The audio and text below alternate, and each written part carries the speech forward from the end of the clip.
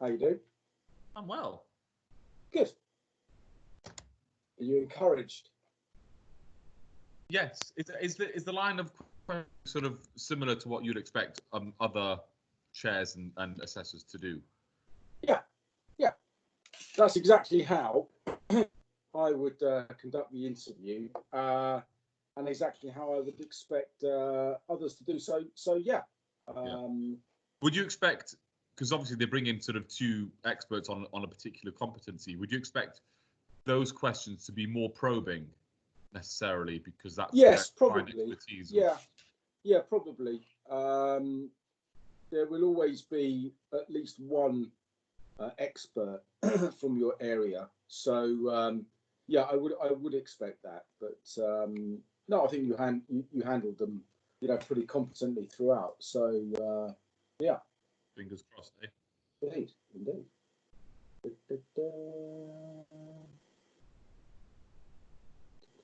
Right, let's see who else is waiting.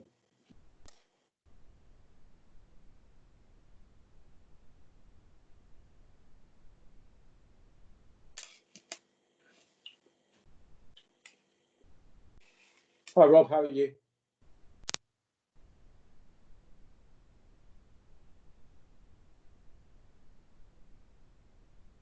And if you have any other, Mark, if you've got any other mocks that you can invite me to before mine, that would be very helpful. Yeah. I've got one tomorrow. Let's just have a look. Yeah, and Sarah's actually on the call. Sarah, do you have any objections if Elliot or anybody else listens into your mock? Mine not at all. More the merrier. Good, excellent. I'll send the relevant Perfect links. Great. Thanks, Sarah. That's all right. No worries. Okay. We'll just give everybody a few minutes.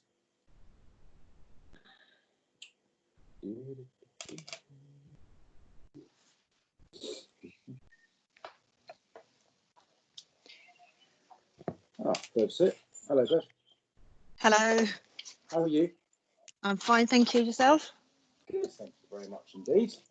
Can't complain on Good. this sunny lockdown. Exactly.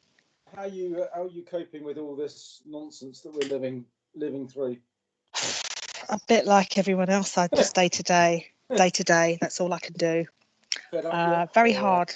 Just a bit. I have my really, really down in the dump days, and then I have my more positive days. So yeah, coping. What's the day? Is the day a positive day? I think so. Yeah, the sun's shining, so it's definitely positive. Good. Yeah, it's all a bit weird, but well, we'll find out soon enough how long this is going to go on for. So hopefully Absolutely. It won't be too long. Too long, yeah. And thanks for that session yesterday. That was really helpful. Watching that interview yesterday, it's brilliant. Yeah, that was. Just lets me know how much work I've got to do. Who was yesterday? Was that Ali? I think. Oh yes. Ali Porter, I think. Yeah. No, he did well. Yeah. So he's good. I think Ali's on the call. Ali, are you there?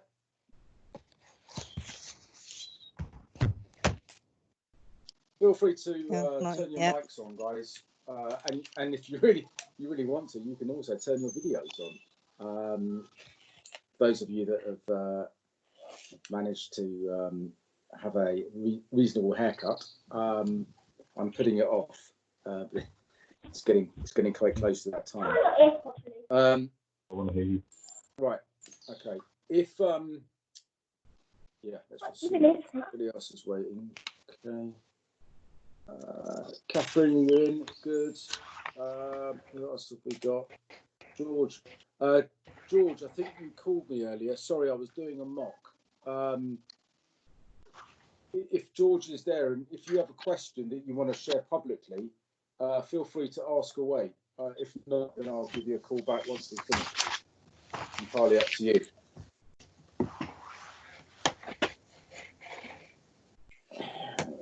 Who else is joining us? Hardeep's here. Hello, Hardeep.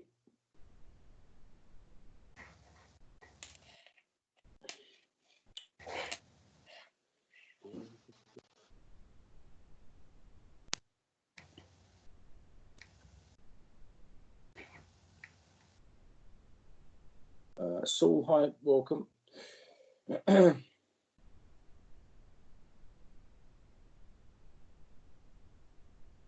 Right, we're going to just give everybody a few minutes to join us. There are some just coming in. Feel free to dip in and dip out. This is a very informal kind of revision session, so don't feel like you need to stay for the whole thing, or just join us if you need to ask any questions.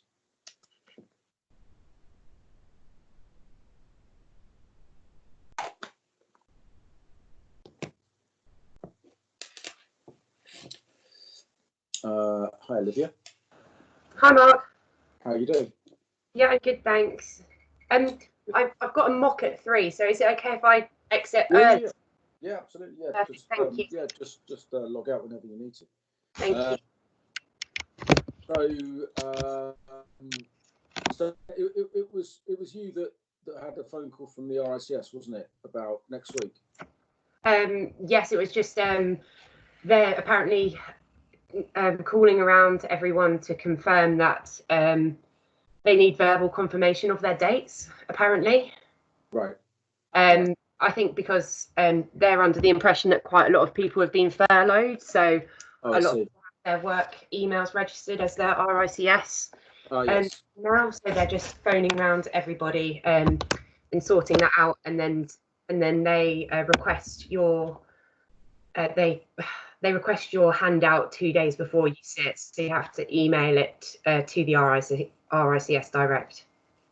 Okay, good. That's good info. Thanks. So the person that you email it to, is that's obviously just a representative at the RICS, and then they will forward it onto the panel, presumably. Yeah. So basically, you can have up to 4 people sitting in your assessment. So you have like the chairman, and it would be either 2 assessors or another 1 assessor, and then you have a technical person who's not shown on the video but is sort of there in the background just in case there are any technical issues. So they will stop the interview, or they will allow you back in, depending on what goes wrong, if anything does go wrong. Well, interestingly, we I don't know if you know, Olivia, we've had 2 of your colleagues had their interviews yesterday, and both sort of procedurally said it was fine. I think the sort of overriding feeling was that it took a little bit of time just to get used to. In terms of just sort of talking to a computer or a laptop rather than individual people. But notwithstanding that, once you kind of get used to it, it was fine. There was no issues with connections or whatever, and they seemed to feel that it was okay. One thing that you should all be aware of is that this issue of eye contact during the interview, and specifically in the presentation, and obviously we've made a big thing over the last year or so, or however long, of maintaining eye contact as best we can, and how important it is. Well, it's less important now because obviously naturally you're looking at the various people on the screen. You will only you won't look at the camera, you'll look at the person, which means actually you'll kind of look down. So don't worry too much about that. We've been asked just to give some leniency to that. So don't worry too much about trying to look at the camera, look at the person, etc., etc. Okay, well look, we've got a fair number in the group, which is great. Let's just see. Waiting on anybody else. Okay, there's a few. Okay, there's a few that probably will join us. So let's make a start. So the purpose of today really is just a kind of a general Q&A, a bit of a blitz on a few of the less well covered competencies, just providing you with an update on various bits and pieces on certain things, and just giving you an overview on Vals and L&T. So let me sort of open it out to you. Where do you guys want to start? Switch off you can turn on your microphones. Does anybody have any sort of specific questions or anything that they want to ask out? And we can just chat it through and go through some questions and answers and that sort of thing. So I put the session down as measurement, development, appraisal, valuation, L&T. As I said, if there's anything else you want to ask, just feel free. The floor is yours.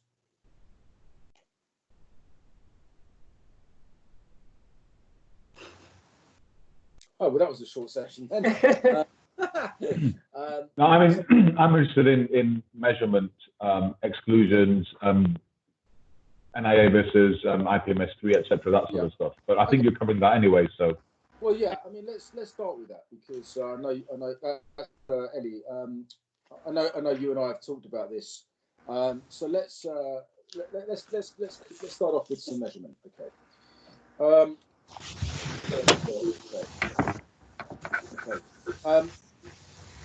Whilst I'm just going through something, if you guys wouldn't mind just muting the mics, just so that I can concentrate. Otherwise, thank you. Okay, well, so where do we start? Right. Measurements. Firstly, and most importantly, we need to understand about IPMS, International Property Measurement Standards. So let me ask you guys a question. In fact, I won't ask you a question because then you'll all answer at once. International Property Measurement Standards. Why was it brought in? Well, it was brought in, as I'm sure you're aware, to provide uniformity. The RICS is a worldwide organisation, as you know, and they wanted to try to ensure that buildings are measured on the same basis. So whether it be the USA, the Far East, whether it be London, Australia, whatever, all buildings are measured on exactly the same basis. And hence they brought in the International Property Measurement Standards. And we have IPMS 1, IPMS 2, and IPMS 3. And that document, property measurement document, includes the IPMS and also includes the Code of Measuring Practice, which still relates to everything other than offices and residential. Retail, industrial, all in consultation at the moment, but have not yet been made mandatory. Now remember something, that IPMS is mandatory, okay? So therefore, unless instructed otherwise, you are required to measure on an IPMS basis, okay? So unless the client specifically says, IPMS is a load of old nonsense, just give me the NIA, you measure on IPMS. Now, even if the client does instruct you to measure on Code of Measuring Practice, you do dual reporting, i.e. both IPMS and NIA or whatever it may be. Okay. So then what you've got to know, okay, well, let me ask you a question. Why do you think IPMS has been universally derided? Why do you think it is not well liked? Why do you think it's not well used? Why do you think that the vast majority of clients, agents, valuers, whoever it may be, still uses the Code of Measuring Practice? Because there are no comps. Okay, good. So the primary reason to measure property is for valuation purposes. And if you are doing a rent review or a lease renewal or a valuation of an office, and I'm going to use office as an example because IPMS is mandatory, you're going to struggle to get comparables, because if your comparables are not also measured on IPMS, they're not going to be comparable. They're going to be a different floor area because there are different inclusions and exclusions. That's why. Now, in the interview, it's possible that they could ask you about whether you use IPMS and what your thoughts are.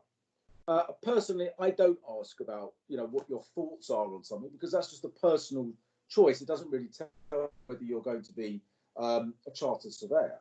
But the point is that, if it's an RICS mandatory requirement, then that's what you do. However, you could admit that there are some shortcomings, hence the vast majority of your clients do instruct you to measure on NIA basis. You need to know the primary differences. Now, IPMS 1, 2, and 3, broadly speaking, follows gross external, gross internal, and net internal. Okay, broadly speaking. So can somebody tell me what are the primary differences between the most common IPMS 3 and net internal area? Exclusion or inclusion of pillars and balconies. Yeah. Now, somebody said to me in a mock interview yesterday. I think it was yesterday. I'm not sure if it was anybody on this group, but said that you don't exclude columns in IPMS 3, which is true, because it's usable space. And I thought to myself, just without wishing to embarrass anybody, I'm not saying it's wrong, I'm just curious. If that was anybody on this call, can you let me know? Because I'd just like to know what you meant by that. Because to my mind, if there's a whacking grey concrete pillar in the middle of an office, it ain't usable space. No matter what you say, you've got to work around it. So personally, I do not understand the change between the inclusion and exclusion of columns when you can't actually do anything with it. You can't use that space. So, to my mind, that doesn't make any sense. What about areas under 1.5 meters? They're included in IPMS 3 and excluded in NIA? Yeah. So, in IPMS 3, it is included but stated separately. The reason being that the powers that be, and this actually is logical, said that just because an area is under 1.5 meters doesn't mean it doesn't have a value. You can still use it, so if you think about, areas under stairs, for example, or under low beams or whatever it may be, it does have a value that, it could be used as storage, it could be used for whatever. It could be used for little people. So on that basis, it's stated separately, so that the rate that you would apply to the rest of the office will be discounted to refer to the areas under 1.5 meters. Okay, so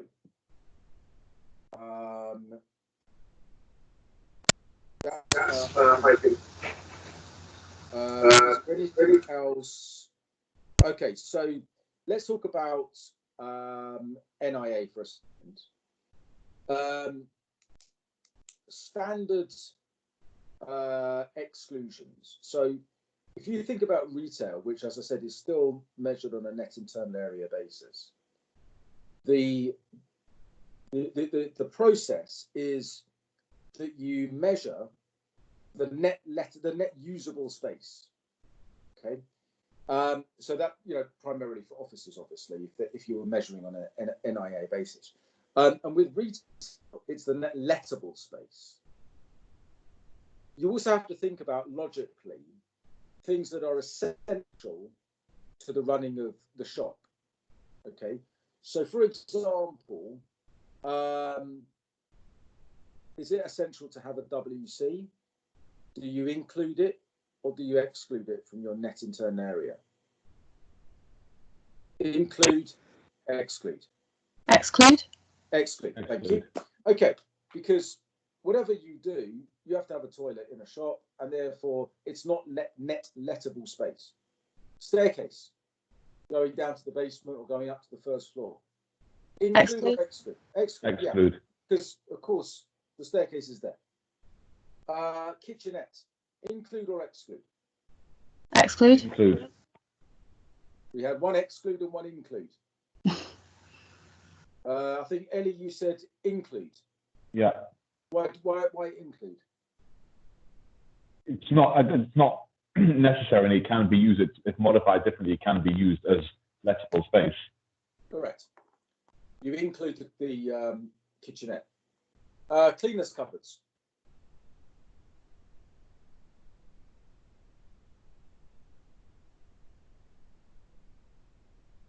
Cleaners cupboards. Include or exclude? Excluded. Okay. Was that Megan? Yeah. Okay. What did you say? Exclude? Yeah, they're excluded. Anybody have any? Everybody agree with that? I don't know. Okay, so that, I think you would include. I think you would include storage space. But it's essential, isn't it? Yes, yes. So, well, it depends. It depends on whether it's a permanent fixture and fitting or whether it's temporary, I guess. In other words, could you actually use it for anything else, for sales, for example? So it depends. Okay. So when measuring retail, also just be aware of zoning. Even if you're not doing agency, zoning is a measurement technique. Sorry, it's a valuation technique, and therefore you will have to understand. And I'm looking at the management guys primarily here. You will have to understand about zoning. So the principle of zoning is the halving back process. For the vast majority of cases, we refer to 6.1 meter zones, depth of zones. In limited examples, we use 9.1 meter zones.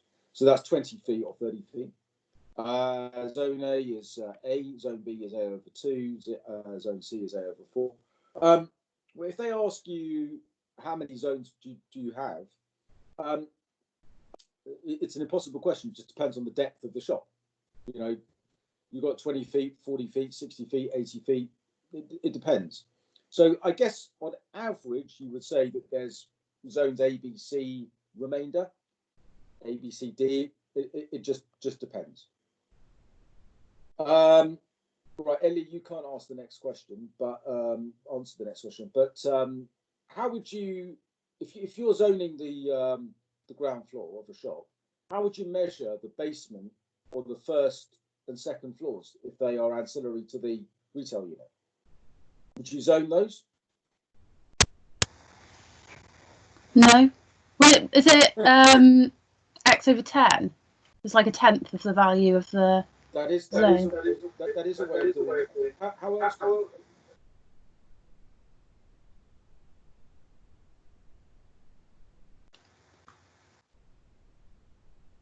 Well, the answer is with the first floor, with the second floor, with any ancillary accommodation, including storage space, it could either be done on an overall rate per square foot, depending on the comparables, or on a basis similar to what you valued the remainder on the ground floor. So that may be A over 10, A over 12. It just depends. But a lot will also depend on, as I said, the comparable evidence. So it's not uncommon if you're valuing retail property on the high street, for example.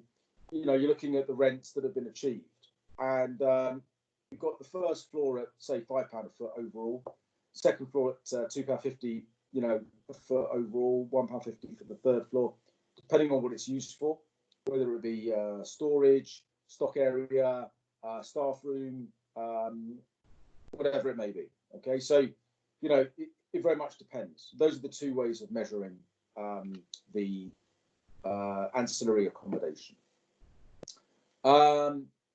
What is an appropriate? What does the RICS say is an appropriate level of tolerance when measuring? Sorry, Mark, just a quick question before you go on to that. Yeah. So the likes of, let's say, a Nike, for instance, on Oxford Street, where they have multiple stories of sales areas and stuff, like the ground floor is sort of a reception area, and then the first, second, third, fourth, fifth, they're equally valuable because they're basically the same fit out, same sort of area, same, and they get the same footfall. So how would you value those or measure those? Okay, good question. So firstly, given the size of the store, it would be counted as a department store, and therefore it would be measured firstly on a gross internal area basis, but it would also be measured on valued on an overall basis rather than zoning. Now, Hardeep has asked a very sensible question there, because in theory, for those of you that are unfamiliar, we've got this place called the West End, where there's lots of shops apparently, and anyway, there's this night town on Oxford Circus, and you've got, I don't know, maybe five floors of retail with escalators, probably lifts. So the question is whether or not you apply the same value to the upper parts as you do to the ground floor, because it's easily connectable, because you've got an escalator, etc., etc. Now, the thing about measurement, the thing about valuation, things like this is that there's no right and wrong answer, because it's down to interpretation as to whether or not you perceive footfall to be as high on the fifth floor as it is on the ground floor. Now, there's a study done that shows that the way that Nike and other retailers in a similar sort of situation set out their store is that the highest value goods tend to be on the ground floor, and then scaling down, if you like, as you go up. Now, Nike, as you gave the example, has different merchandise. But of course, the higher up you go, it tends to be the less sought after. So, like on the fifth floor, you have like the Arsenal kits and the Chelsea kits, which nobody really cares about. And obviously, like the ground floor, you've got, Spurs and so on and so forth. But you've got the trainers. Trainers is obviously the most sought after. So, so what tends to happen there is that again, you look at the comparables, and then you make an adjustment to reflect that, let's say the ground floor is valued at, say, I don't know, £300 a foot overall. Then it goes down to sort of 280 for first floor, 250 for second floor, 200 for third floor, and so on and so forth. So there's no right and wrong answer for something like that. It's very much down to interpretation. Okay, but it's a bit like offices. Now, offices is an unusual one, because for those of you that measure offices and value offices, let's say you're putting a rental value on a tower. Now, traditionally, the lower the office, the more valuable it is. Like the ground floor would be worth more than the fifth floor because it's more easily accessible. But now, of course, that was back when we had what's known as staircases. You had to walk up. So obviously, the more you walk up, the less valuable it's going to be. But now, if you think about, let's let's take for example Cheapside. It actually works the other way around. It's quite rare. Like, have we got anybody from the Cheapside? Hardeep, are you from Cheapside?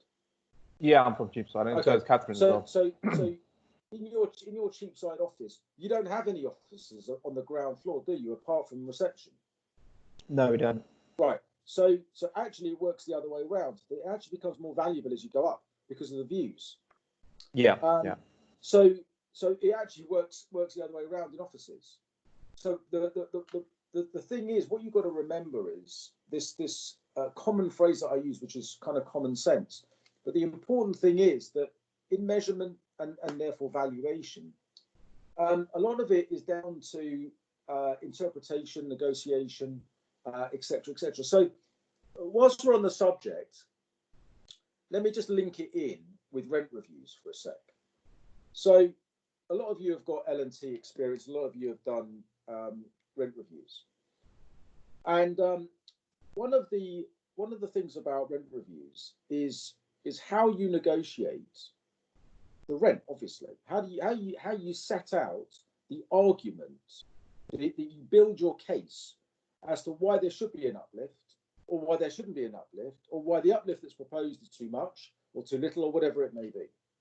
And there's no hard and fast book, like a red book, that you can say, right, well, it ticks this, and this, therefore the rent is X. It comes down to party A and party B negotiating and setting out why they think it's this and why they think it's that. Now, one of the arguments is the position, the physical location of a shop. And I'm trying to think, Ellie, I think it was you that was talking about a rent review. And wasn't there a question about location or something like that? Am I getting myself confused? No, it was the nature of the business. The nature where they said a hairdresser was less profitable than a potential other business. Yeah.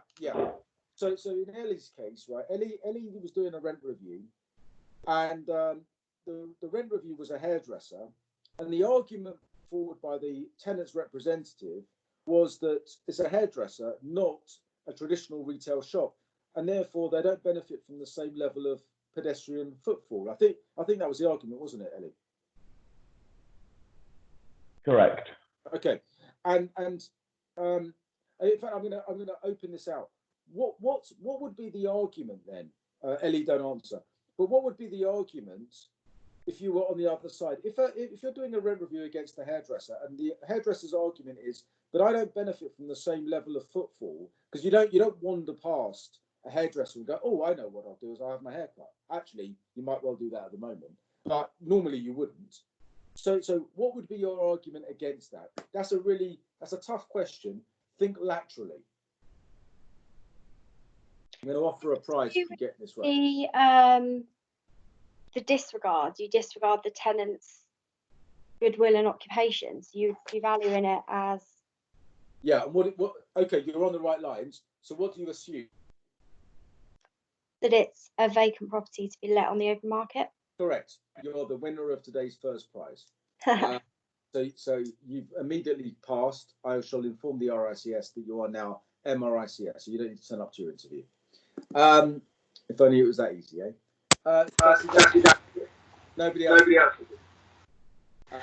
Would you also, when you're valuing it, assume the best possible use, which may not be a hairdresser's? No. Okay. No. You look at the assumptions and assuming that it's a standard rent review clause, it will say you assume vacant possession and you disregard any goodwill and effectively any benefit of the tenant being an occupation to exactly avoid that argument. Effectively, what you're doing is you're valuing an empty shop. What is the rental value of that empty shop? The fact that you've got, let's say, in fact, actually, there's quite a famous case about Apple And you know, the landlords tried to argue that the footfall generated by Apple was well in excess of a traditional retail unit. And Apple was successfully able to argue, doesn't matter who it is, it's a shop, it's a vacant shop on a high street or in a shopping centre, that's it. So so therefore the point I'm making is that it doesn't matter kind of what it is. You know, when it comes to measurement and valuation, you've got to look at the examples in isolation and then try and determine how to argue your case. Okay. Now, with a shop, just going back to the rent review, it's true that the use of the property is irrelevant, but what isn't irrelevant is the location and the position. Now, I'll give you a classic example where this has been proven. For those of you that are in London, Baker Street. If you can imagine Baker Street Station. Now, Baker Street Station, you come out and you're faced with the Marylebone Road, yeah? And directly, you have to cross over the Marylebone Road or go under the underpass, and then you start at the northern end of Baker Street and you walk down to Portman Square. Can you picture where I am? Now, if you can imagine walking down Baker Street, on the left, there is a succession of food outlets. There's Pret, there's McDonald's, there's KFC, there's Starbucks, there's Costa, there's Cafe Nero, there's Subway, there's everything. On the right, there's a massive Pizza Express, but that's more on Marylebone Road. But then you have a succession of very, very different retailers. There's a post office. Nando's. There is, I can't even remember what it is.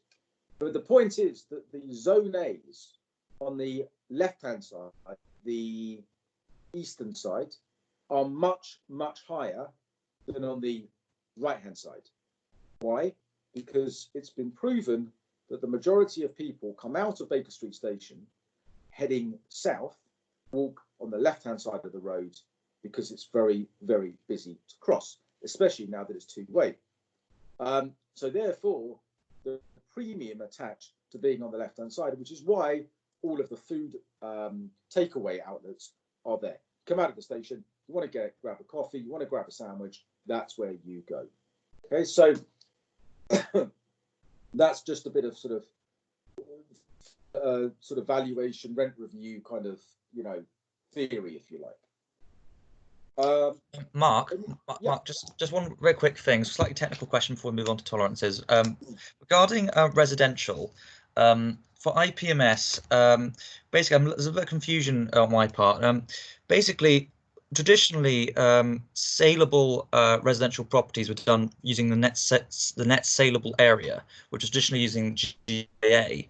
But obviously, in IPMS, they have IPMS 1, 2, 4 residential, but then on IPMS 3 they have IPMS 3 A, B, and C, which is obviously just including, you know, just expanding on that again. So when you were to sell to measure a residential property for saleable purposes, is that referring to IPMS 2 still, or is it IPMS 3B?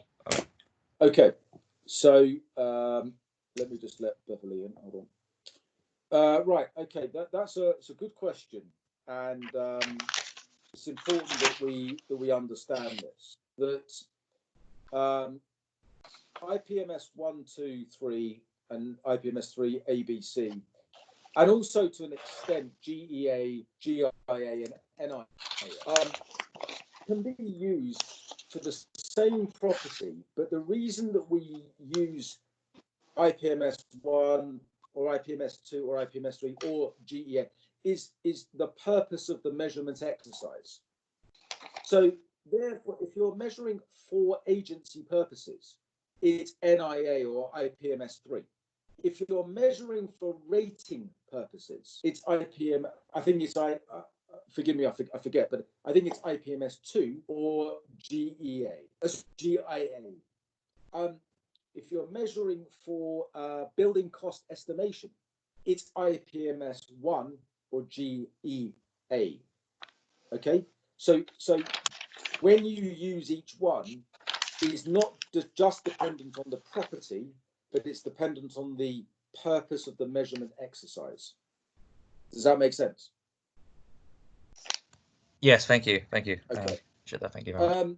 Does anybody, before we go on to tolerances, does anybody have any other general measurement questions?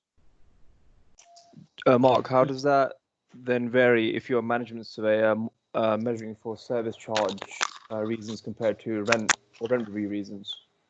So if you're going to an office building and measuring for service charge rather than rent, is that same approach in terms of IPMS 3 because they're offices and you're taking a management view on it? No.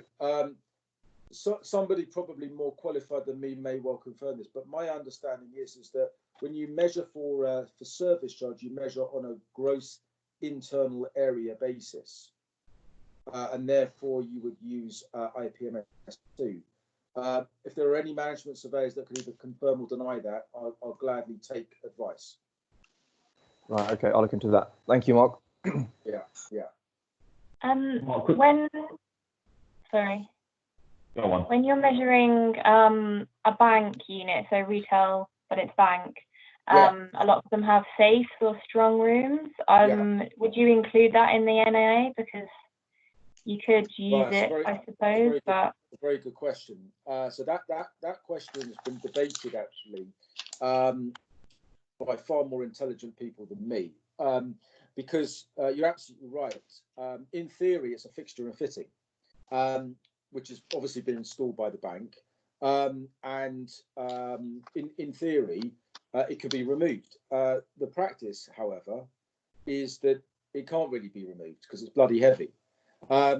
So there is actually, and I hate to appear to dodge the question, but there is actually no right and wrong answer because one will argue that it's a fixture and fitting, and therefore you would exclude it, and one would say, but you cannot move it because it's been physically fitted into the property, so therefore you have to exclude it, and there is no right and wrong answer. More often than not, however, it is excluded because if it is physically attached and therefore you cannot move it, like many, it's like a vault, then you exclude it. okay, thank you. Quick query on measuring of residential house. Has it moved to IPMS now or not? Yeah. Okay. Yeah. The question's been asked of me about retail and industrial. Now, I've asked the question of RICS. I've looked at the RICS website, and I still don't have a clear and definitive answer. But the standing is that, as I said, it remains under consultation. It has been agreed, but it hasn't yet been confirmed or made mandatory that it will come into effect for those two. So for the time being, it remains mandatory only for industrial and residential. Right, let me just talk about tolerances because I'm conscious that we've got a lot to get through. So the question was asked about what does the RICS consider, anybody can answer this, what does the RICS consider to be an acceptable tolerance when measuring property? 10%. Okay, 10%. Anybody got any advances on 10%? Higher? Depends on what you're measuring it for or what you're actually measuring. So if you're measuring a large industrial warehouse, if it's off by 8%, then actually that's fine. But if it was 8% and you're measuring a tiny retail unit, then that's not fine. Yeah. The answer is, okay, that the RICS does not provide guidance as to what is an acceptable tolerance. The RICS says that it's the measurer's duty to measure as accurately as possible, having regard to site-specific circumstances, which includes size of property, equipment used, weather conditions. So, for example, if you're measuring land, what measurement technique, so what measurement equipment would you use to measure a car park? ProMap. Okay, yeah. Okay, so, but not everybody has access to ProMap. So you could use a trundle wheel, yeah? And a trundle wheel is considered to be probably the least accurate of all measuring devices. Okay, here's an interesting question about tolerances. What do you think? In theory, ProMap is probably the most accurate, because obviously it's a computer-generated area. But what do you think of the negatives of ProMap? What does it not take into consideration? Physical characteristics, certain real-time things that you may have changed. Yeah. It's effectively a 2D image, isn't it?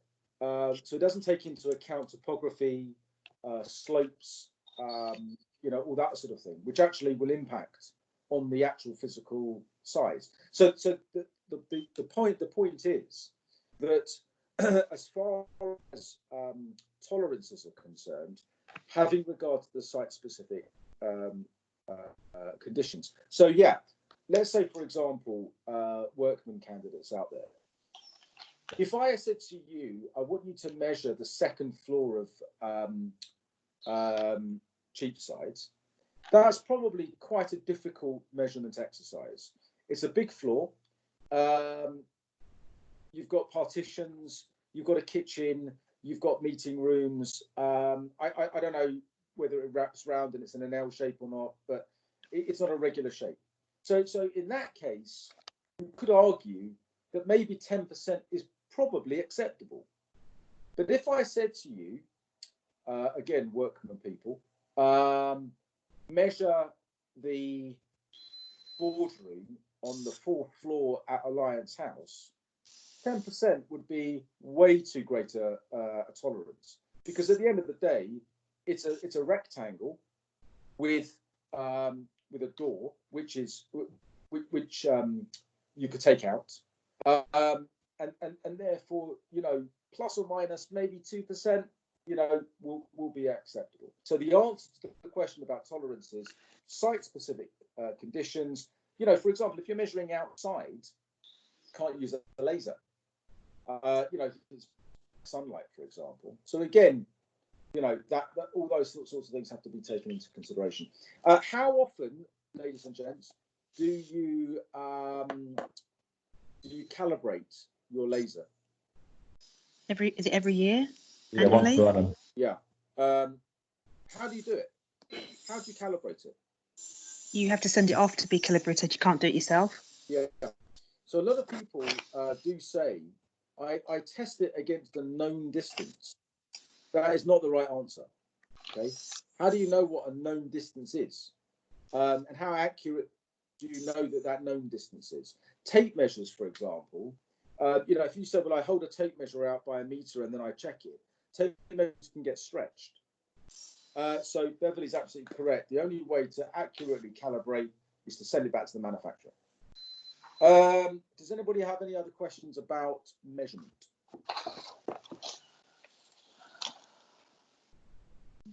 Yes, Mark. Are the residential agency guidelines still relevant? Obviously, I know the IPMS is mandatory and the code measuring practice doesn't apply, but I was wondering, for agency purposes, do those still apply? Yes. The reason is because, as explained earlier, the client still has the right to request that you measure in accordance with code of measurement practice, if that is their preference. Any other questions then? Just a quick question. Yeah. I do mainly commercial. Yeah. When it comes to residential, are comparables on a IPMS? Sorry, Sarah, it's a bit faint. Can you speak up? Yeah, sorry. When residential properties are being sold, are they the comparables on an IPMS basis, or are they still code of measurement practice in the same way that commercial is? I don't know. Depends on what. It depends on how they've been measured, how long ago the comparables were. The problem with comparables, which is what I was saying earlier about the real sort of issues generally with IPMS, is that you know, if the comparable is 2 or 3 years old, which it could well be, it would be on a code of measurement practice basis because it wasn't brought in then.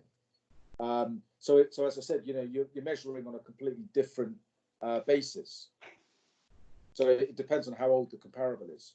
But that's why, you know, you would say, or you would ask, when you're looking at the floor areas, is that net internal area or is that IPMS 3? Okay, thank you. Just one other thing, Mark, very, very quickly. Regarding tolerances again, obviously we have to be standard specific regarding certain sites, but obviously the RSS still does, I think, still have tolerances, guidance tolerances for plans. Yeah. So if it was a plan of 1 to 200, it's about 100 meters or something, plus or minus. So I just wondered, I mean, that still applies, doesn't it? Yeah, absolutely. Yeah, for sure.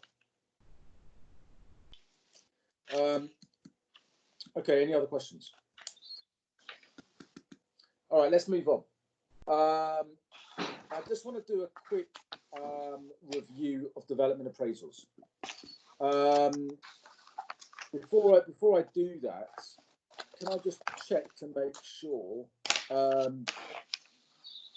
how many people on here are doing development appraisals? Just give me a go, no go if you're doing development appraisals.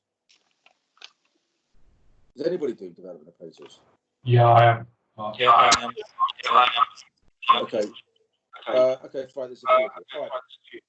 Okay, good. All right. Let me just give you a whistle-stop tour of development appraisals. So, first question is, okay, for those of you that haven't submitted, in other words, you're not doing it this session, you're doing it next session, can I please ask one favour? When you're writing your development appraisal summary of experience, can you not include residual valuations? Can you not say, like, development appraisal level 3, I've done a residual valuation of so-and-so. I know it does happen, and I'm not saying if you have done it, you're going to fail, so don't start phoning me in an hour's time saying, oh, I've done that. I'm just saying that the two things are different, yeah? A residual valuation is not the same as a development appraisal. It follows the same process, but it establishes two different things. What does it establish? What does a development appraisal actually tell us? Viability. Thank you. What does a residual valuation tell us? Site value. Thank you. The two things are two different things. So, when would you use a development appraisal? You use a development appraisal not when you're buying and selling something, unless you want to work, unless you have a price. So I'll give you an example, okay?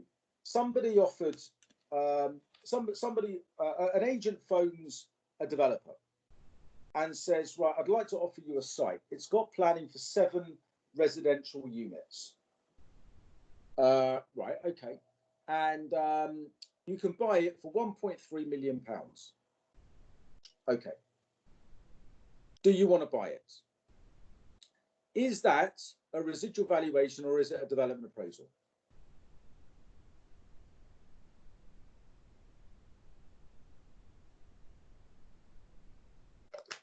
Anybody can answer. I've given you the price. Is it development appraisal or is it a residual valuation? It'd be development appraisal if you already know the price. Correct. Basically, what you're doing is, let's just see who's in. Oh, Lachlan's in. Hi, Lachlan. What we're doing then is we're saying, if we can buy this for £1.3 million, and we're going to do our numbers, and it's going to show a profit of say 400 grand. We can then work out whether it's viable, because we can then do a simple calculation. What does £400,000 profit represent as a percentage as a developer's profit? And if that works out at 30%, it's viable. If it works out at 10%, it's not viable. So therefore, get straight in your head that the residual valuation is different from a development appraisal. One works out site value, one works out viability. Okay, so development appraisal, what's the calculation then? What minus what minus what minus what equals what? Number one.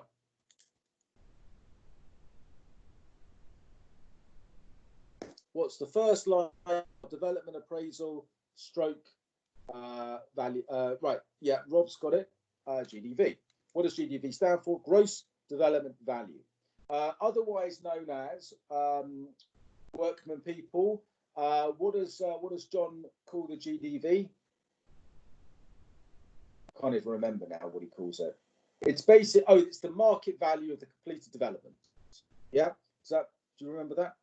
Market value of completed development. In other words, let's go back to this example of our 7 flats. What are those 7 flats going to be worth? So I speak to local agents and they say to me, a flat in, I don't know wherever it is, Bethnal Green is, let's say they're all 2 beds and they're worth 500 grand each. Yeah. So I've got 7 of them. So my GDV is 7 times £500,000, which is £3.5 million. Yep, that is my GDV.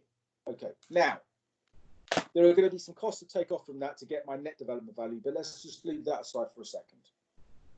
What are the costs involved in the development that I need to take off that GDV? Demolition, construction. Yeah. Finance. Okay. So let's write this down. Demolition, construction, finance, professional fees. Professional fees, yeah. Agents fees, legal fees. I would say What does that come yes, to an extent, but not in this first section, because that is more in the disposal or the acquisition of the land. Contingencies. Contingency, yeah.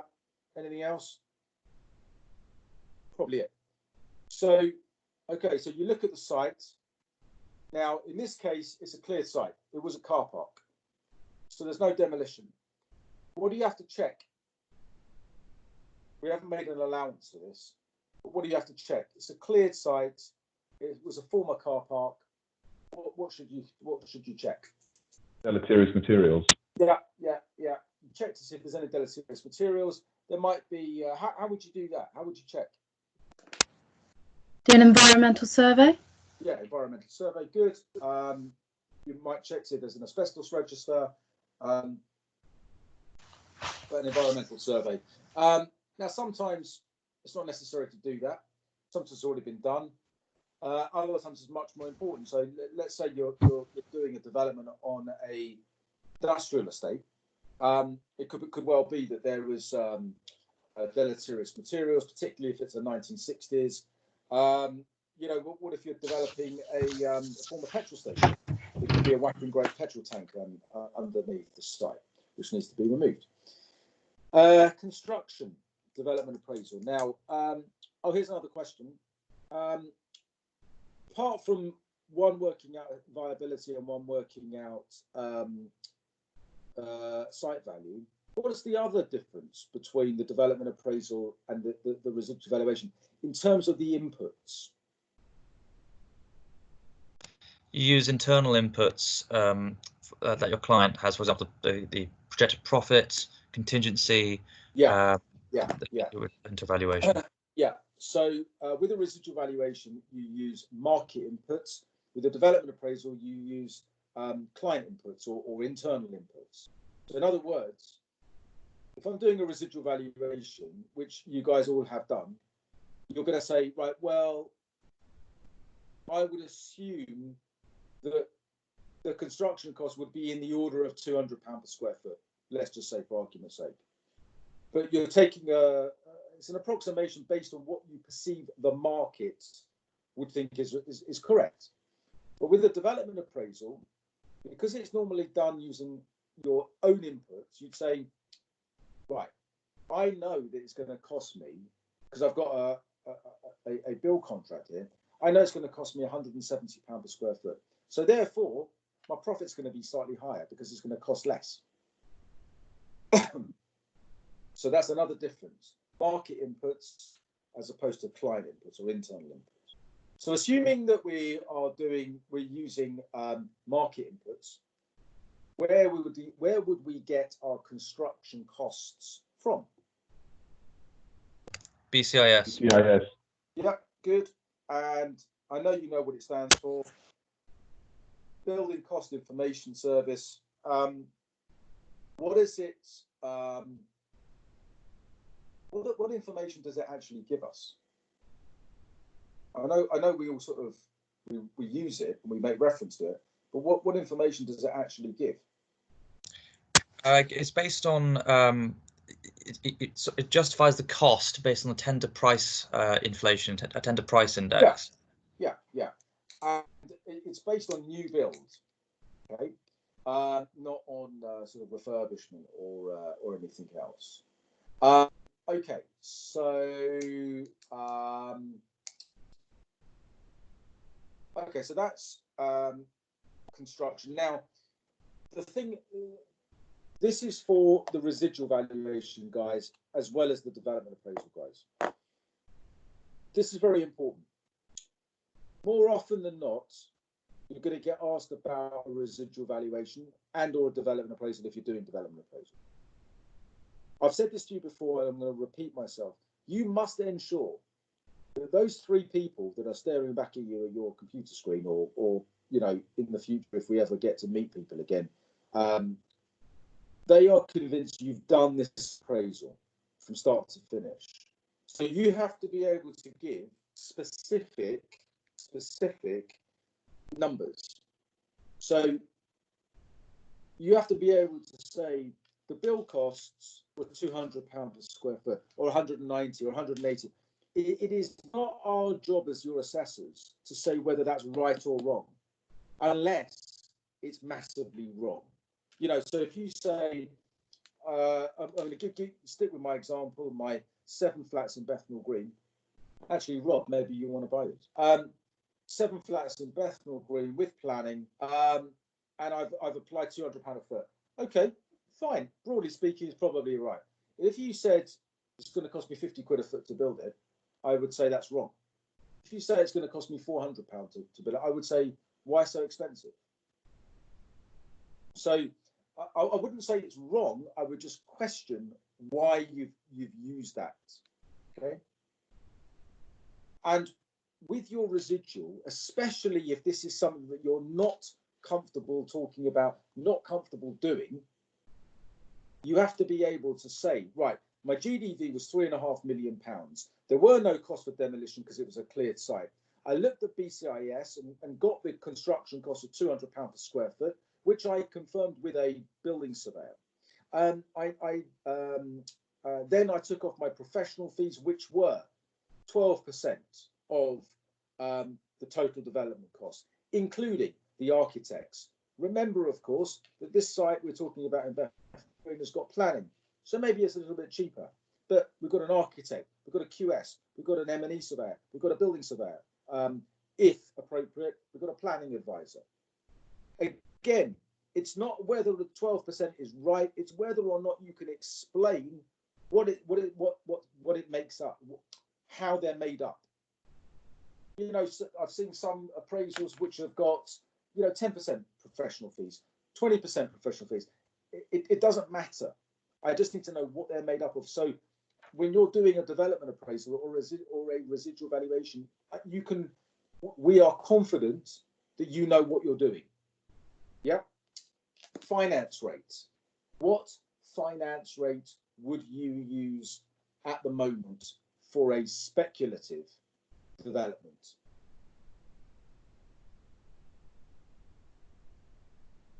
Give me a ballpark figure. If you're sitting in your interview next week and they say, okay, when you're doing residual valuations, what sort of interest rate would you use? 5%. 5%. Okay, yeah, that's about right. 5-6%, something like that. Now, there's an interesting point here, okay, which is some interviews, and I genuinely don't know how this is going to go. Some interviews are going to be heavily COVID-19 focused. In other words, well, what would you do? How would you deal with that now, given the fact that we're in lockdown and there's COVID-19 and all that sort of thing? And others are just going to kind of just say, forget where we are now because this is a temporary, whatever. Just assume that we're in normal market conditions. You've got to prepare for both scenarios. So assuming that we're in normal times, yeah, 5 or 6% interest rate, something like that's fine. And it's based on a margin over what? What's that 5% based on? A margin over what? Is it over the base rate, bank base rate? No. Based on a margin over LIBOR. Yeah. London interbank offer rate. The rate that banks lend money is based on LIBOR, and it depends on how long they're lending the money for. So if so LIBOR, there's daily LIBOR, there's weekly LIBOR, there's monthly LIBOR, there's 3 monthly LIBOR, etc., etc. So it's the rate that banks lend money to each other, and generally speaking, that is the basis upon which money is lent to developers. Remember that many things related to development appraisals and also residual valuations are a factor of what word?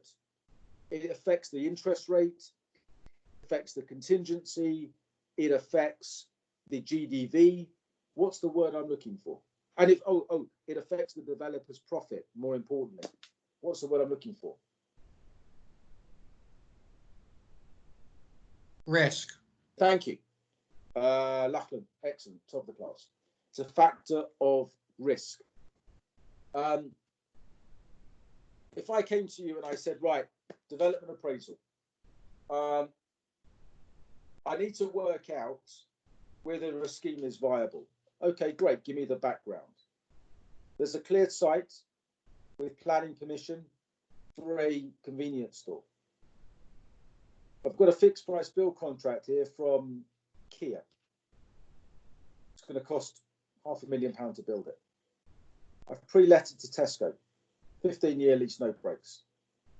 And I've got planning for that. And I've forward sold it to Aberdeen Standard at 4.5% on a forward commitment. That, my friends, is virtually zero risk. And that is going to affect everything. When you go to the bank, they're going to say, well, that sounds like a fabulous deal. So, because there's no risk. You've got planning, you've got a tenant, you've got a fixed price build contract, and you've sold it. What could go wrong? So therefore, as a result of that, you are going to be able to negotiate a better interest rate because the banks will want to lend money because they're going to get it back. Same with same with the developer's profits. The developer might say, well, you know what, I'd be quite happy to take 10% on this because, frankly, all I'm doing is buying a piece of land or developing a piece of land, and I've got a forward sale. So if I make 10% return, I'm pretty happy with that. However, if you look at a much more risky scenario, you've got no planning, speculative residential development, say, sort of location that you're not that familiar with. There's no obvious sort of advantages or there's no real sort of benefits to this. There's no forward sale. It's risky. The bank are going to say, well, look, we'll lend you the money, but we're going to lend it to you at 8% because it's risky. So therefore, everything is a factor of risk. Any questions on development appraisals or residual valuations? Yes, in a development appraisal, Mark, obviously, if you were to define, because in a lot of development appraisals, they have different wording. So some use professional fees as user-defined abnormals or externals. So if I was to say overheads or externals or abnormals, I'm assuming externals would be sort of external professional fees, and then overheads would be, I don't know, taxes and that kind of thing. But yeah.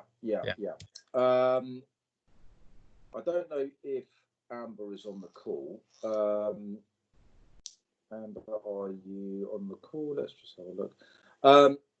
The reason that I was asked this question this morning by Amber. I think she is, but this is quite an important thing. I think it actually only really applies to you, Charles. But what you've got to remember is that you are all about to become general practice chartered surveyors.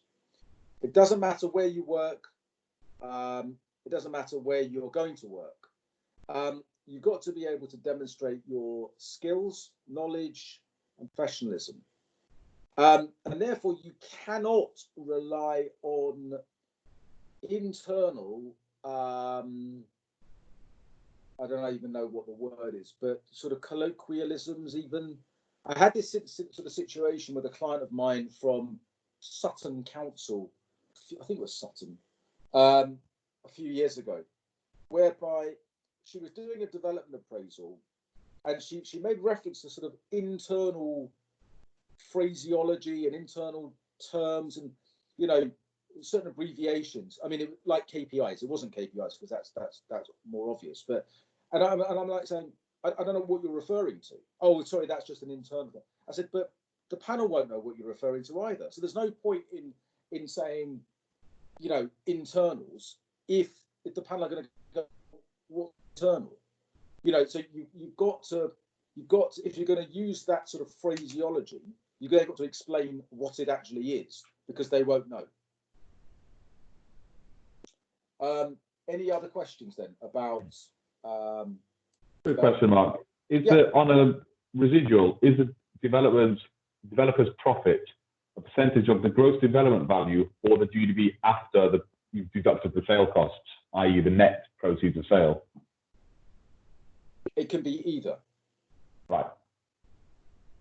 With developers' profits, a developer can do whatever he likes.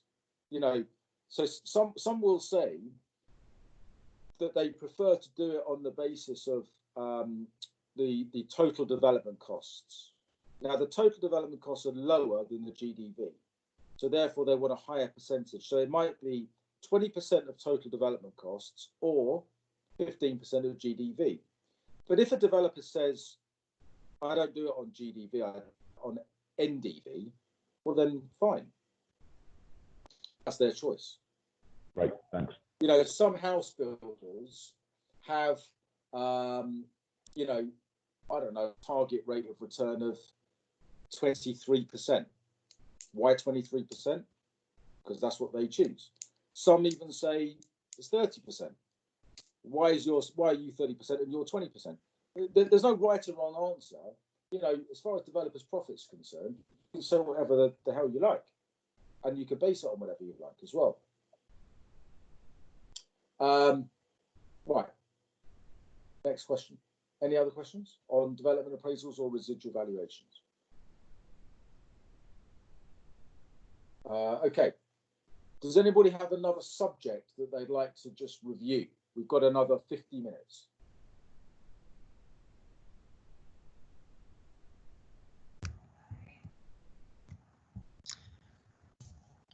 Planning? Planning, I would say yes, but nobody else is doing planning. So I want to try and keep it to sort of a more general subject.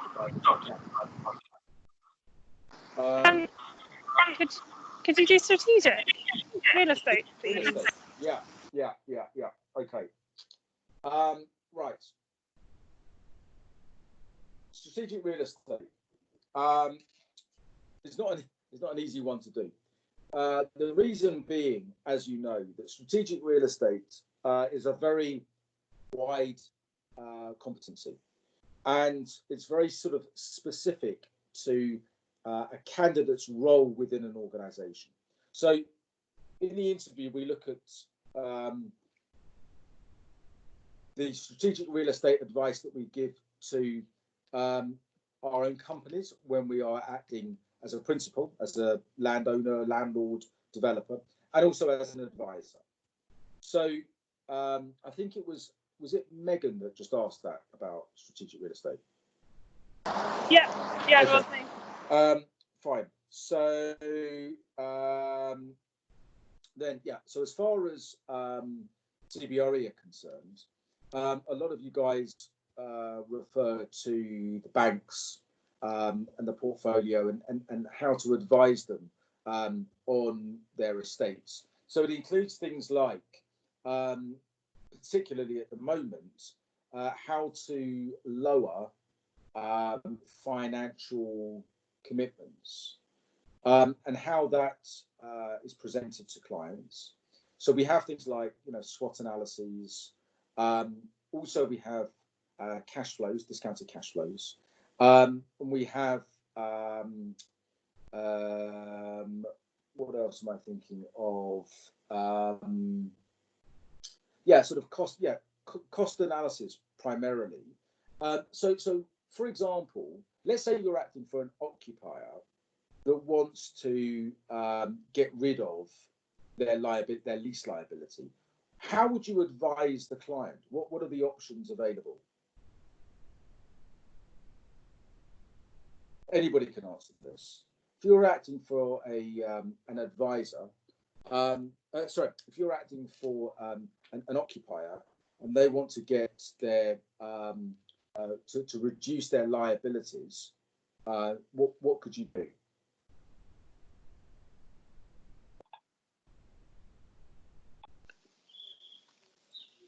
Assign your interest. Yeah. So before we get to assignments, what's the first thing? Could surrender the lease back to the landlord, or sublet it. Okay. So how would you, if you were doing strategic real estate? So this is a question for those doing strategic real estate. Why would a landlord want to take a lease back? Why would they accept a surrender? You could obtain a higher rent by reletting it. Yes. Or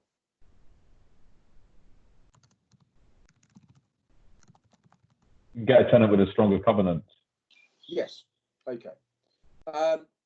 What is the difference between a surrender and forfeiture?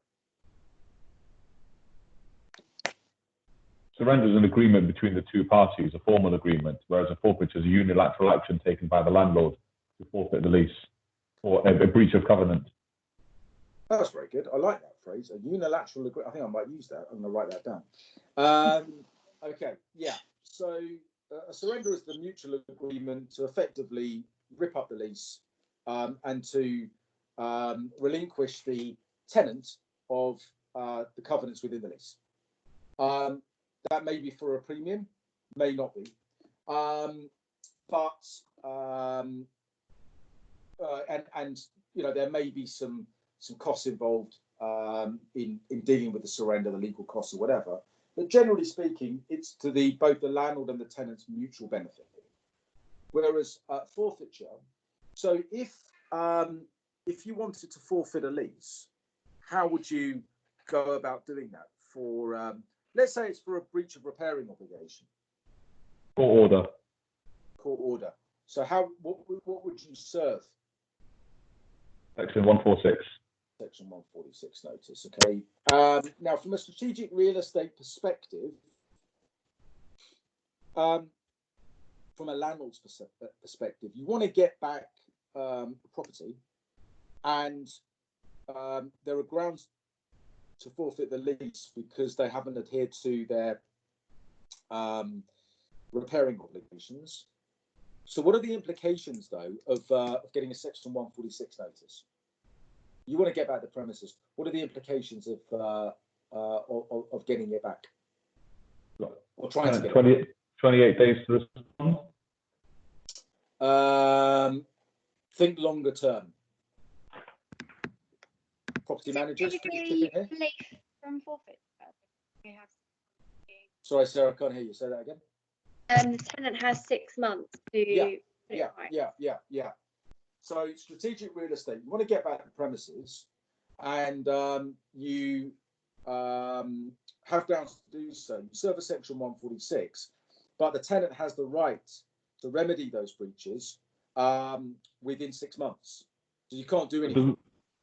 That doesn't apply to all leases, though, does it? Does it need to be a specific? I think it's at least over 7 years with 3 years unexpired. Correct. Right. Correct. Just bear with me 1 second. Sorry, what does it?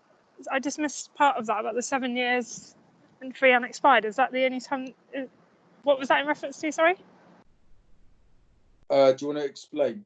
I think it's application for relief under the 1938 Act only applies to leases of length over 7 years, and there's 3 years unexpired. Correct me if I'm wrong, Mark. That's correct. Sorry, is that to serve a 146 notice? Yeah. I'm lost. Sorry. I don't. So hang on a sec. Sorry, I just need to make a note of something.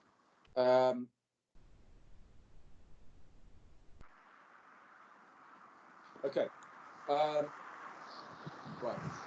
Sorry, Ellie, you were saying about the Section 146 notice. Yeah, so far as I'm aware, a landlord can serve a Section 146 notice whenever, but in terms of the tenant's application for relief under the 1938 Act, so far as I'm aware, only applies to leases over 7 years with 3 years unexpired. I actually hadn't heard that. Are there any property managers that can advise on that? Yeah, that's correct. It is correct. Yeah. Okay. Right. So I'll tell you what. Rather than waste a huge amount of time on it now, Megan, let me just get something for you on that. And I'll send you an email. Thanks. Was it the 1937 Act, Ellie? 1938. 1938. Okay. Okay, we'll come back to that. Right. Yeah. So sticking with strategic real estate. So we've got surrenders, assignment. Okay. When would you advise a tenant when dealing with strategic real estate to sublet rather than assign? When you can get a profit rent. Yeah, or covenant strength. What do you mean by covenant strength? So if the tenant is a better covenant than who they're proposing to let the property to. So why would you recommend subletting rather than assigning? Because if you assign the lease, the assignee would become tenant, which could then affect the value if it's a lower covenant. Yeah, but you're acting for the tenant. Oh, sorry. Yeah, landlord head. Yeah. So one of the reasons why you would recommend to a tenant to sublet is because there's a profit rent. But why else would you do that?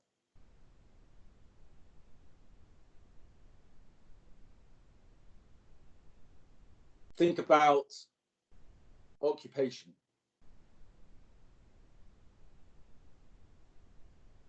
What if you're no longer able to occupy or unable to carry out your business at the premises, but you still have an overriding lease that you can then lay off some of the risk or the liability by subletting? Yeah, what I'm getting at is if you potentially want to reoccupy some of the space, then a sublease is an easier way of dealing with that. And obviously, the main difference is that as far as the contractual obligations are concerned, you've got a direct relationship between landlord and tenant rather than subtenant. Whereas with an assignment, you've got the landlord and the assignee. That's where the relationship exists there. Okay, any other questions about strategic real estate?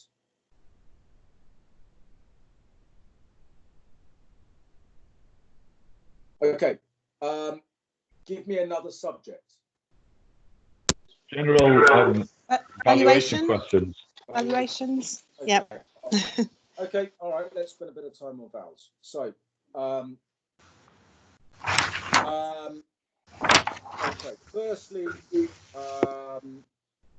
can we please ensure that we know about the updates to the Red Book relating to valuing in uncertain times? That is likely to come up. Okay. So just have a look at the RCS website about that. That's important. What does the that's important. In terms of valuation questions, so we've got two different sort of areas. First, both of which you've got to know. Firstly is the Red Book. So we start off with competency. How does the Red Book define competency? Just hold on one sec. I just want to.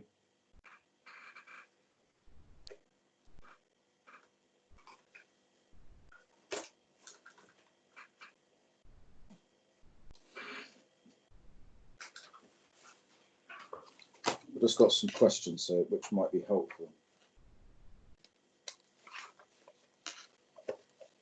Okay. Right, let me just run through some of these questions. You don't have to answer them now, but I just want you to think of the answers. So just think about whether you know the answers. What statutory due diligence do you carry out before evaluation? I'm thinking asbestos, EPC, business rates, contamination, fire safety. What is a yield? What risks are incorporated in an all risks yield? Answer: location, covenant strength, lease length. What, in your opinion, drives value?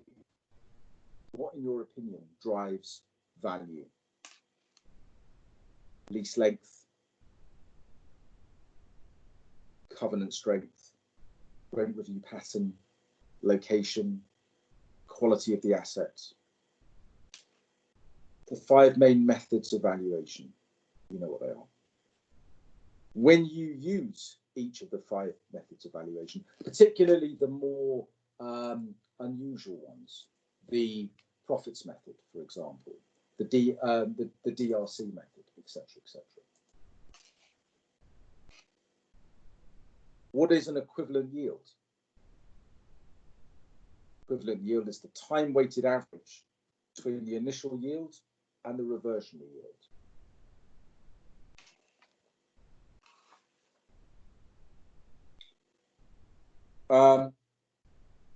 are the different approaches to valuation? Difficult question, this. What are the different approaches to valuation? Well, you've got a market approach, which is comparables. You've got the income approach, which is investment, profit, and residual. And you've got the cost approach, which is depreciated replacement cost. What is a running yield? So a running yield is a yield at any one moment in time.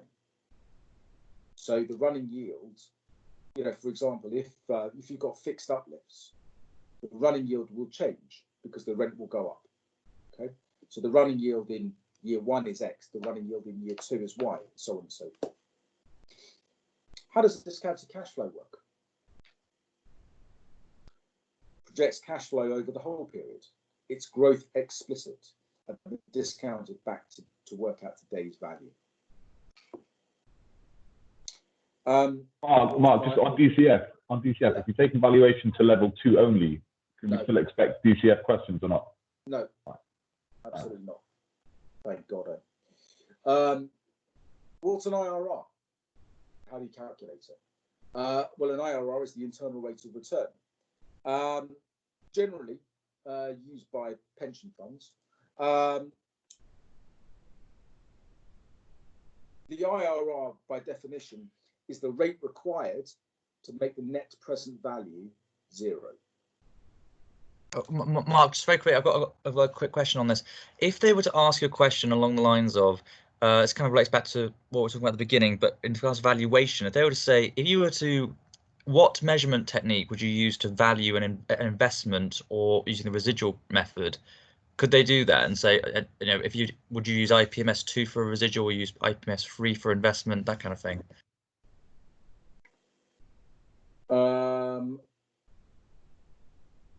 No. They wouldn't tie in a measurement question with a valuation question, unless it would be related to the property, not the method of valuation. So yeah, I think that's what you're getting at. But if it was like, if you're valuing a pub, what method of what basis of measurement would you use? That's I think what you're saying. Okay. How does the profits method work?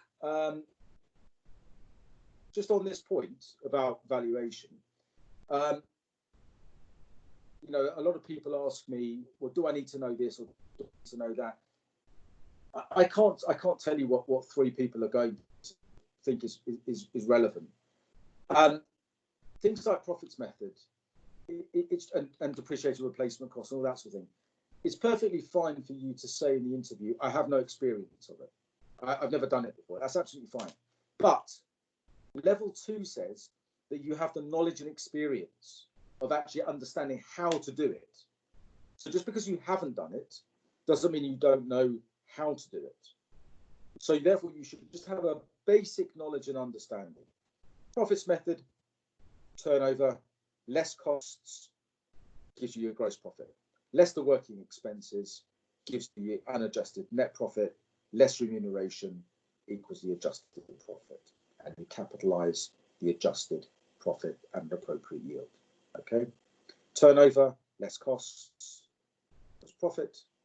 Less expenses is net profit. Less remuneration is adjusted profit. Capitalize that. That's all you need to know. What's the purpose of a secured lending valuation? Obviously, to assess the suitability of a property for a loan. What special assumptions do you make for a loan security valuation? Well, a common one, of course, is loan security valuation. Is vacant possession. What's the difference between an assumption and a special assumption? Very simply, that an assumption is something which is reasonably true, or you know to be reasonably true. A special assumption is something that you know to be untrue.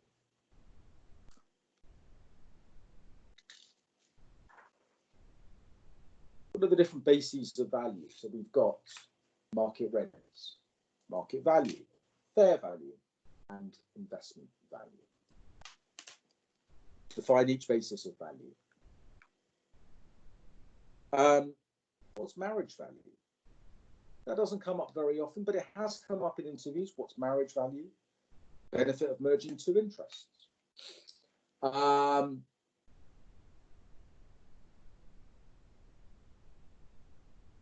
What's a special purchaser? Someone who can pay more than market value due to special nature. For example, they might own the next door property. Not an arm's length transaction.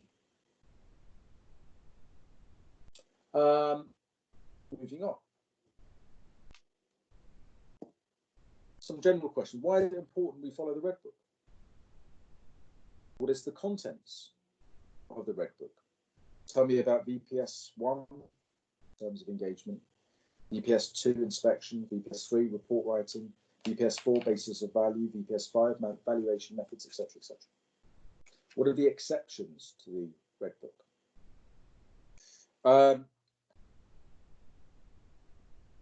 Valuer registration scheme. What is it? What's the purpose of it?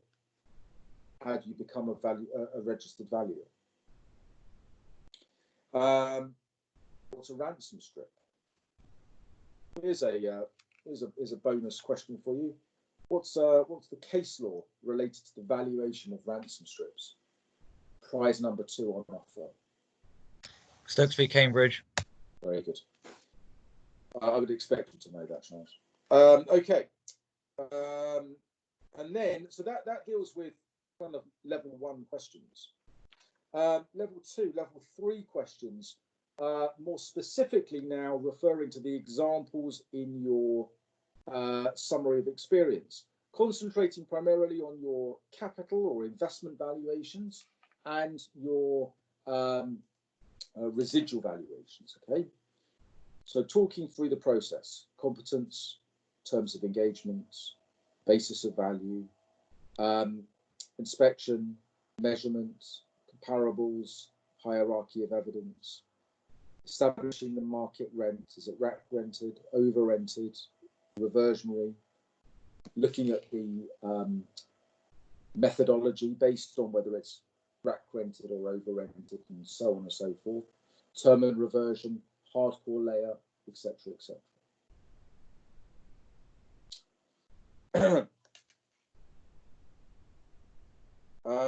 You won't be asked to do a valuation,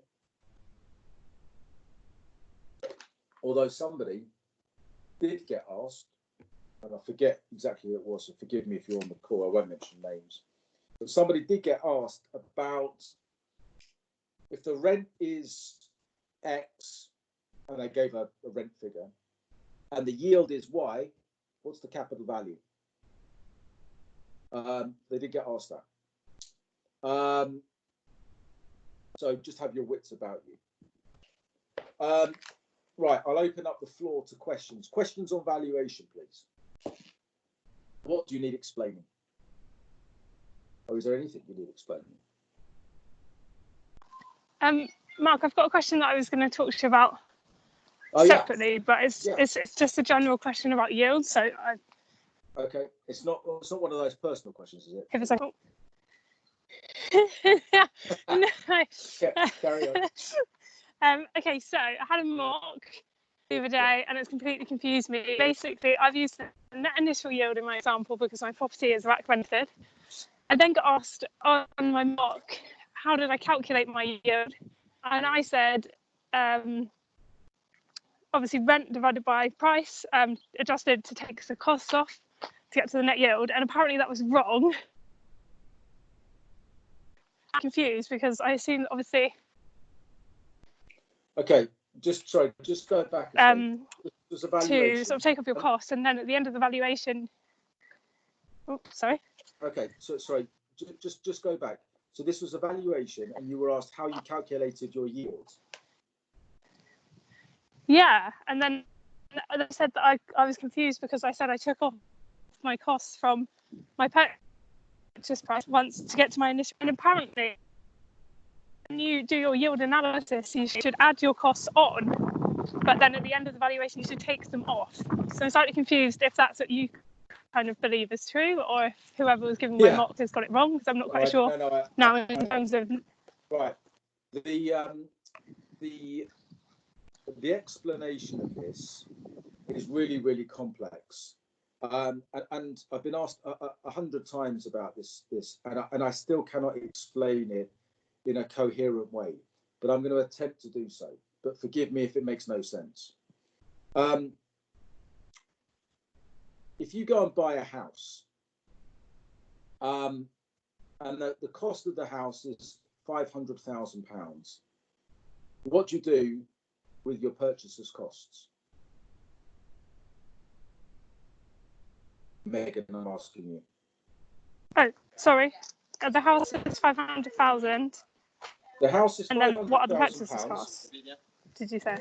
The house is £500,000, and you've got stamp duty, land tax, and lawyers' fees. Sorry, I'm losing my connection. That's why I can't hear you. Okay. What do you do with those Sorry.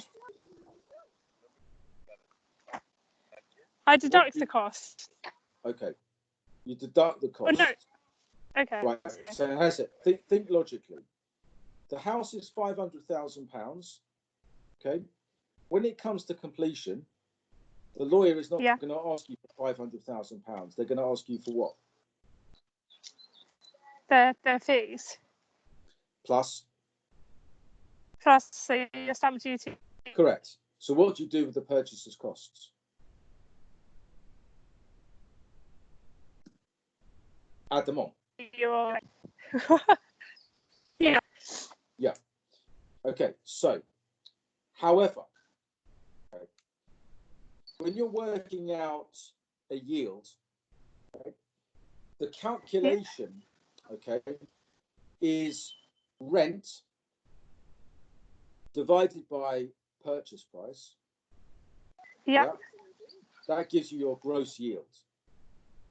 In order to go from a gross yield to a net yield, you divide it by 1.068.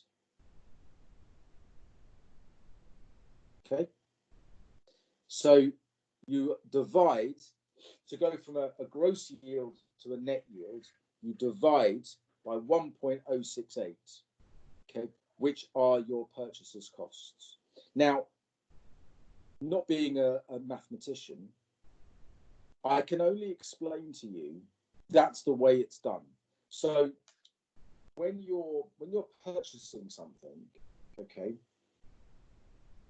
your work, if you're buying some, let's say you're buying a commercial investment and the rent is £10,000, okay, and you pay £100,000, okay, that will give you a gross yield of 10%. Yep.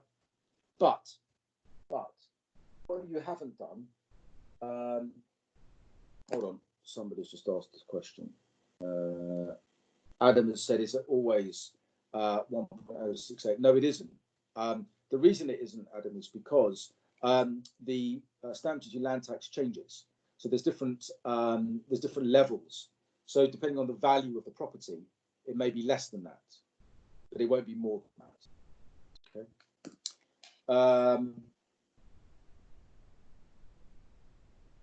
Depending on value, correct. So going back to this question, so you're buying something for £100,000, and there's £10,000 worth of income. The gross yield is 10%, but it's not. You're not going to get 10%. Okay, you're going to get less than that because you've got to add on the purchaser's costs. By adding on the purchaser's cost, it reduces the yield that you get, the return you get, because you've actually spent more money. Now, I don't know whether that's explained it or not. It's complicated, but in answer to your question, Megan, you add on purchasers' costs. Yeah, you do add on. Okay, but then that's I'm getting confused. I think because I've learned that the net initial yield is the rent obviously divided by the. Yeah, but the two things are the price minus. the two things are different. I don't know how to explain it. It's such an awkward thing. I'll tell you what I'm going to do. I'm going to get John Faulkner to write an email explaining it in black and white. That is what I'm going to do, because otherwise we'll be here for, because, as I said, most people understand, most people know it, but don't understand it.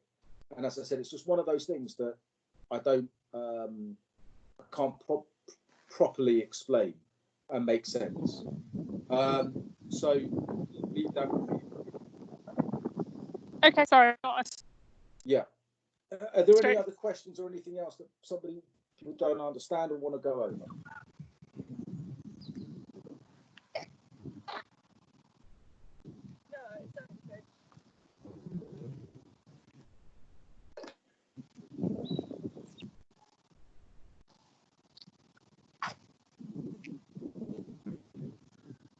Any questions on valuation? Are there any questions on landlord? We've got 18 minutes. Any questions on landlord and tenants? Or anything else? Let's open up the floor for any other questions. Can I do something on like the code of conduct? I don't know. Yeah. I'm just kind of confused how they're gonna ask us questions or what sort of questions they'll ask us. Okay. Yep. So rules of conduct. Yeah. Yeah. So, right. Well, let's go through some sort of typical questions. First of all, you've got general RICS questions. When was the RICS founded? Who awarded the RICS Royal Charter? Who's the president? Who's the chief executive? Who makes up, the disciplinary panel? What types of disciplinary panel are there? Who runs the RICS? What's the RICS motto? I'm going to send you all these questions, by the way. And so on and so forth. So there's very general questions about RICS, which come up from time to time. Then you've got the rules of conduct for members and firms, specifically the ethical standards. Now, as I said, when I was doing my course on rules of conduct, it's really important. And somebody who did their interview yesterday got asked exactly this question. And I think workman candidates, it was James D. Shapland. I can't remember. I think so. But the question was, give us an example of how you have adhered to the ethical standards. Give an example of an ethical standard and something you've done to adhere to it.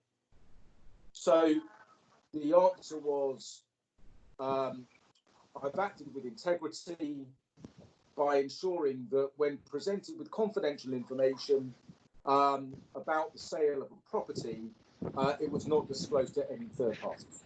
Fine, perfect. But as I've said to you all in various sort of webcasts, etc., have an example. Don't just learn the list of ethical standards. Also think about conflict of interest. How you deal with them, can you manage them, what are the implications, especially if you work in a large office, a big firm with numerous offices all over the country. Double dipping, taking fees from landlords and tenants. Information barriers, remember information barriers, not Chinese walls. Think about having systems in place to prevent conflicts of interest. So, internal sort of systems, databases, and that sort of thing. Then gifts, giving and receiving of gifts, refer to the Bribery Act. What is acceptable? What isn't acceptable? You've got a policy related to gifts.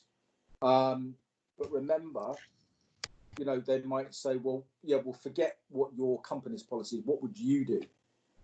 When would you think it was inappropriate? When would you think it was appropriate to accept a gift? Remember that you can't be wrong for saying no. You know, if you say, I have a policy, or, you know, my company has a policy of not accepting any gifts or hospitality, regardless of the situation, no matter how much they probe you, then they can't argue it. They might not believe you, but they argue it. So use common sense. A couple of topics: money laundering, GDPR. Yeah.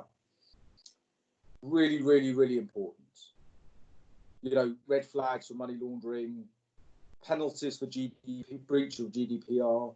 What sort of steps you'd have to take to comply with GDPR? Don't just rely on, oh, we've got a compliance officer.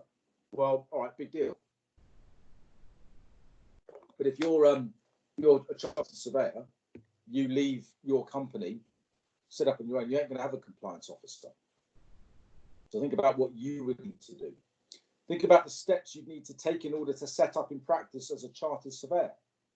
Think about, most important, professional indemnity insurance, procedures for handling clients' money, complaints handling procedure, having a locum, which is, of course, somebody appointed to act in the event of your death or incapacity. Mark, just very quickly, I'm actually a bit confused regarding on the ethical standards very quickly, because I know that there's rules for conduct, 5 rules for conduct for firms, but there's also, I believe, the 5 RICS 5 ethical principles. Are they different? Are they 2 different things, or are they mutually exclusive? Okay, you've got the ethical standards for members, and you've got effectively the rules of conduct for firms. Okay, they're different things. Okay, so the ethical standards for members are acting with integrity, providing a high standard of service, acting in a manner which promotes trust in the profession, not discriminating against any party, and taking responsibility. And then for firms, it's about transparency, proportionality, accountability, and I can't remember the last 2. So they are different things. Primarily, though. Mark. Yeah. Aren't there 15 rules of conduct for firms? Yeah. Well, they're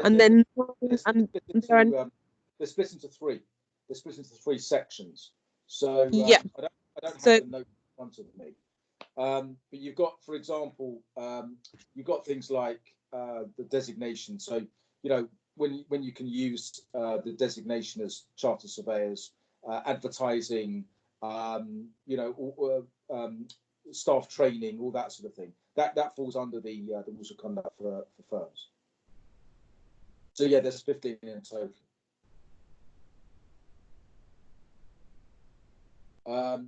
Any other questions about rules of conduct? Think about in terms of gifts. Think about again proportionality. So, who's the gift being offered by? Who's it being given to? When is it being offered? What's the value? Why is it being given? Think about hospitality. Who's the hospitality being offered to? Is it a social event with lots of different people? Is it, well, that won't be for a while. Is it, you know, an invitation to a launch where there might be a gift, you know, £25 gift voucher? Would that be acceptable? Would that be considered a bribe? Probably not, because it's being offered to, you know, a group of people, etc., etc. So those are the things you need to know. Think about, with rules of conduct, turning down an instruction, not competent, money laundering. If the client won't provide information for money laundering, if they won't sign your terms of engagement, and if there's a conflict of interest. So that's when you turn down an instruction. Giving free advice, pro bono advice. Question was, you were at a dinner party, and you know, one of your friends finds out you're a chartered surveyor and wants to ask your advice on something. You know, how would you deal with that? The answer is that you know, it'd be inappropriate to offer advice in a social environment such as that without necessary information to hand. You'd invite them to come into the office and in theory anyway, have signed terms of engagement, make sure there's no conflict of interest, etc. But the point is that you know, you can still be sued for negligent advice, even if you're not being paid a fee, even if you know, it's a friend. It does happen. So yeah, remember professionalism at all times. If it's your friend, is that would that be considered a conflict of interest? No. No. Okay. No. Conflict of interest does not include personal interests. You know, personal interests will include friends, family, spouse, etc., etc. And there's nothing to prevent you from acting when there is a personal interest, as long as you declare it. Yeah. Section 21, the Estate Agents Act 1979, makes it an obligation to declare a personal interest, but doesn't prevent you from doing it. Okay. So if you're asked by, you know, a family member to deal with the management of a property, it's absolutely fine. But you know, again, you'd have to have the same business relationship with that family member as you would with any other client. But you're not prevented from doing it. It's not a conflict of interest. Where there is a conflict of interest, however, is where you personally stand to gain personally from something. So, for example, you're the managing agent of a multi-let office tendering for, and you're going to tender for a security contract or a cleaning contract. Your family happen to own a cleaning company or a security company, and you make a recommendation that the client appoints that company, notwithstanding the fact that they don't offer best value for money, but obviously you stand to gain personally, that would obviously be a conflict of interest. Right, a few more minutes. Anything else just to wrap up? Mark, is it good to talk? Sorry. Go on. Go on, Beverly. Yeah, just is it good to sort of bring in the decision tree, sort of when in a situation where you've got to question, you know, your actions as a chartered surveyor? Is it good? Obviously, that is there for us to use. So yeah, it's a good question. I mean, look, the thing is, okay, that it's not always easy to go into that level of depth in an answer. So if they ask you a question and you know the answer, just give the answer. You know, the reality is that we don't really use the decision tree. You know, it's there for very, I guess, very complex questions. And if it's that complex that you need to refer to the decision tree, you probably just wouldn't do it. So I've never actually heard anybody in my 364 interviews ever refer to the decision tree.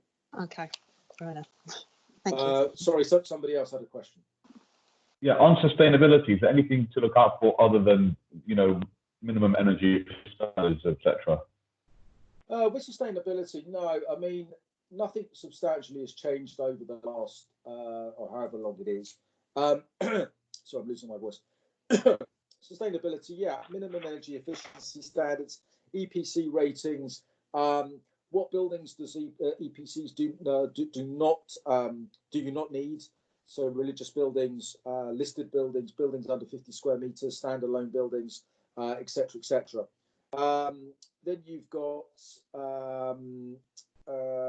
what recommendations would be made on an EPC to improve the energy efficiency. What are the implications of an energy efficiency rating of less than an E? How often do you need an EPC? Where is information on EPC stored? What else? Yeah, again, penalties for not having an EPC, responsibility for who provides an EPC, you know, that sort of thing. But no, in answer to your question, there isn't anything significantly that's changed over the last year or so. Great, thanks. Any other questions? Can you hear me? I can, loud and clear. Sorry, it's all frozen, but I can't see what's happening. Can I ask a question about accounting, please? Yes, absolutely. So I've seen a lot of questions which are, what are the differences between UK GAAP and IFRS? But I can't really find a very good answer to that. I don't actually ever ask that question because I've never actually been able to find out what the answer is. Although if anybody that's on the call has that answer and has something which could be distributed, that would be great. I don't know the answer to that, and frankly, if you're taking it to level 1, I wouldn't expect you to know it. The main thing with accounting principles is to know the difference between the balance sheet and the profit and loss account, what the balance sheet actually comprises, what the profit and loss is made up of, net asset value, profits test, Dun and Bradstreet ratings. That's pretty much it.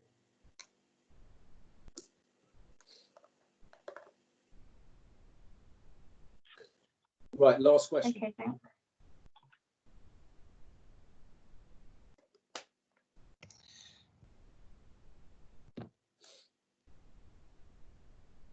Right, well, okay.